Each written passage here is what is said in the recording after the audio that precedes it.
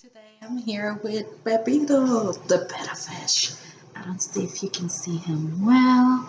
Oh, there he is. Let me try to turn him over a little bit. See if you can see him. He'll come and go. He likes to just show around his beautiful tail.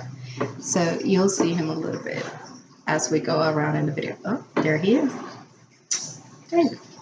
Okay, first of all, before I go into class discussion of the novel Count Me In, I would like to congratulate the following students.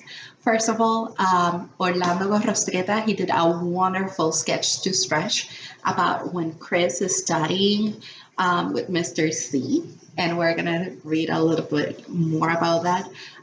Isabel Santana is doing an amazing job. Jonathan Rosas, Christopher Aguilar, I really enjoyed his drawing also. He did a drawing of when Chris is impeding Quinn to score at right after bullying Karina, which was very good also. Cindy Davila is giving awesome answers too, with Sherlyn Huitron, Stanley Mendoza, Noeli Solorio, and Daniel Armijo. Guys, keep up the good job. I'm super proud. You guys will be receiving extra dojo points in your account, so expect those to go on in effect today. Now, and count in a few things that I would like to discuss, and for this I will need you to go ahead and grab your books. So pause this video, go ahead and grab your books because I'm going to start asking questions as we go, and those are the questions that I expect you to answer on dojo for today. Okay, so the first thing that I would like to discuss before we go to the last chapters would be chapter 6, because I think there's a lot going on that is really important for the development of the novel. So go ahead and go to page 33 on chapter 6. And if you notice, this is Chris' point of view, and he will start telling us about how he feels with this new situation of him studying with Karina's grandfather. He starts mentioning that he has never been in her house, and now all of a sudden she's been going there more frequently, and there are different reasons for that. First, Papa's, or Mr. C, as he decides to call Mr. Chopra, which is Karina's grandfather, starts living there. Now, if you didn't catch this up, mostly the reason that Mr. C is living in Karina's house is because he starts to taking care of Karina as the business that Karina's fathers have and parents have is growing. So they're going to need somebody to take care of her since she's a minor and all. Not only he's taking care of Karina, but he's also giving math tutorials to Chris. Chris needs these tutorials immediately. He was thinking about dropping his class and everything, and because he was failing algebra in middle school, and he was like, I can deal with this. I'm gonna just quit, right? But then his parents told him, well, if you don't pass a class, you don't need to be on the basketball team. And that's where he went like, I need to pass, right? And they inscribe him into tutorials with Karina's grandfather. Now, at first, it seems a little bit odd because their cultures are different. He doesn't know him. Karina and Chris has never really been good friends, and they still have this thing after sixth grade, even though that it's been a year now, and Chris didn't really do anything. But because he didn't do anything, Karina was kind of distant, like, you didn't even defend me. You didn't stop your friend. You were cool with it, right? In Karina's perspective, because that's what she saw at the moment, she still does not know anything about the basketball game. Now, in chapter 6, he starts by saying, Mom has signed me up for math tutorials after school on Tuesdays and Thursdays. Dad and she both agree that I need to work harder before they decide to let me drop down. Then they tell me I can play basketball till I start doing better in math. That's why he starts getting a little bit frustrated. he goes into this house and he starts meeting Mr. C, as he later calls him. And he discovers that Mr. Chopra and him have a lot in common. If you go to page here, if you get to page 35 and 36, he starts describing to him how Mr. Chopra really loved basketball. And this is something I noticed. The author, Varsha, Ms. Bajaj, notices that she's giving these characters personalities from Houston, and she starts using Houston's real teams for basketball names. She doesn't create a new non-existent name for any of these teams. She uses real names. She starts talking about the Lakers, and then how when Mr. Chopra moves to Houston, he starts rooting on the Rockets, and that's our real basketball team, which is really cool. She even uses some of the real basketball players. He started talking about Magic Johnson and how Mr. Chopra was such a fan of him, right? And there is a little thing that I really like over here. And this is the drawing that Orlando also used. He started testing, Mr. Chopper starts testing Chris. And Chris goes like, I don't know math, right? But he tells Mr. Chopra, if I don't pass, I won't be able to keep playing basketball. And Mr. Chopra goes like, we can allow that to happen. Let's get to work. When is your next quiz? And he says, this Thursday. So think about that. They have tutorials Tuesdays and Thursdays. So that means that in just the amount of time of 2 days, he helps Chris to pass his next exam.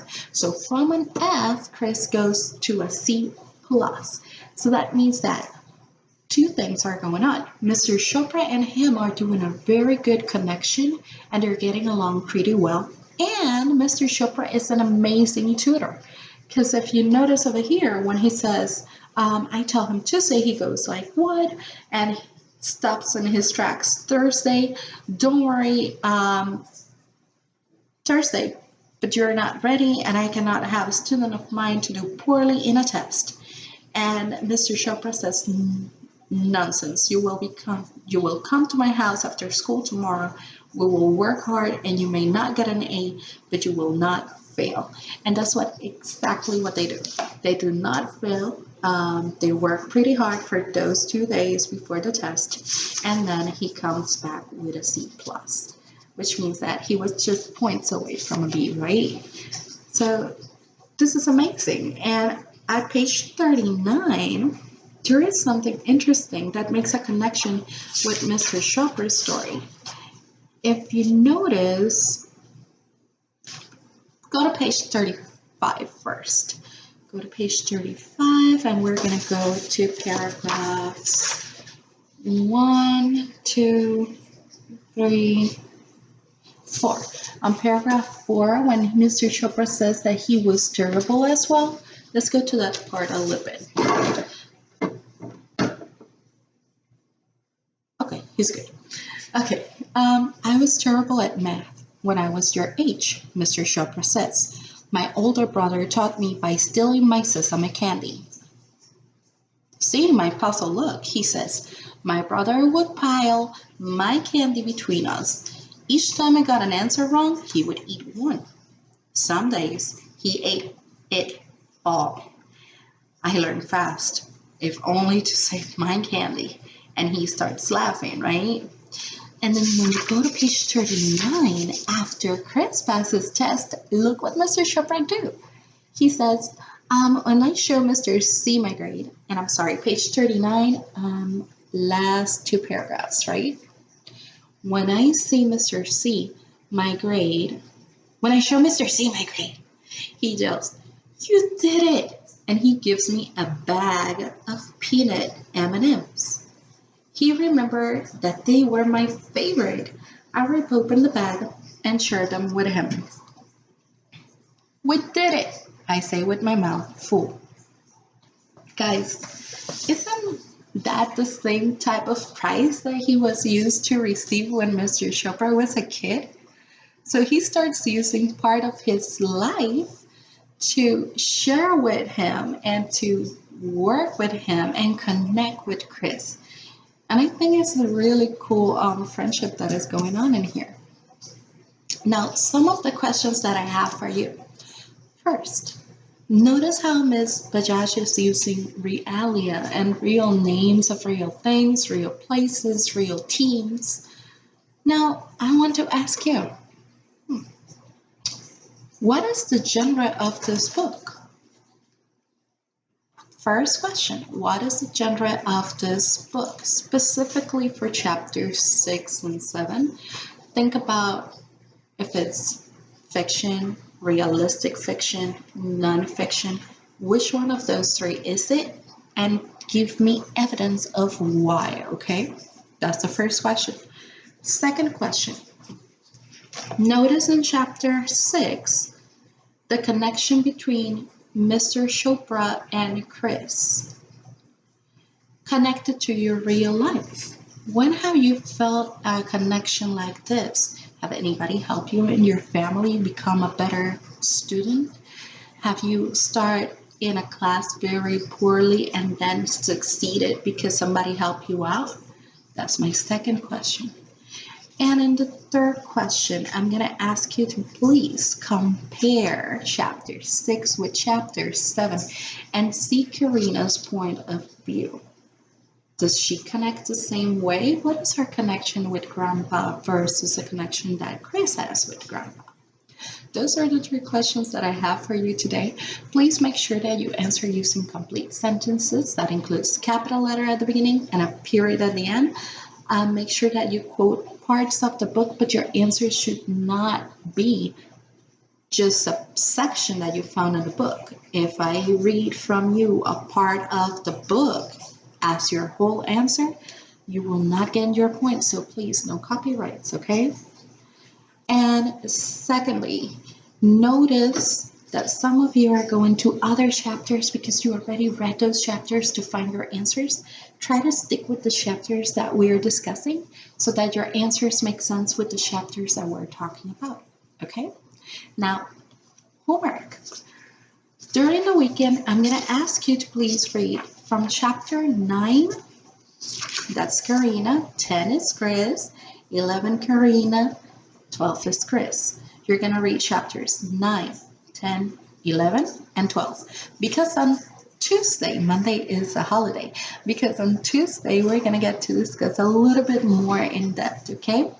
So I hope that you have a wonderful weekend. Keep sending me those answers. I love them, love them, love them. And have a beautiful day. See you then.